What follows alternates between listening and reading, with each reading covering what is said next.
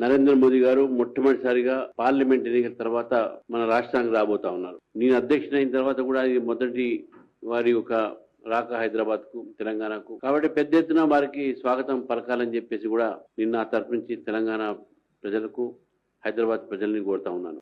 ఈ యొక్క parade grounds లో సాయంకాలం పూట 3 గంటలకు మొదలయ్యే కార్యక్రమం. వారు బెంగళూరు నుంచి ఇక్కడ వస్తారు. ఇక్కడ వచ్చి ఎయిర్పోర్ట్ దగ్గరనే వారు గవర్నమెంట్ ప్రోగ్రామ్ లో ఇనాగ్రేట్ చేసి పెరేడ్ గ్రౌండ్ రావడం జరుగుతుంది. ఈరోజు భారతీయ జనతా పార్టీ రాష్ట్రంలో ఒక ప్రత్యామ్నాయంగా ముందుకు పోతున్నటువంటి ఒక విషయం ఇది. మేధావులు, మహిళలు, యువకులు they are all attracted towards BJP. అందరూ కూడా బీజేపీ వైపు చూస్తా ఉన్నారు. దేశమంతా కూడా మళ్ళీ నరేంద్ర మోదీ వైపు, భారతీయ జనతా పార్టీ వైపు చూస్తా ఉన్నారు. కాబట్టి తెలంగాణలో కూడా రేపు రాబోయేటటువంటి ఒక రోజుల్లో ఇక్కడ భారతీయ జనతా పార్టీ ప్రభుత్వం రావాలి.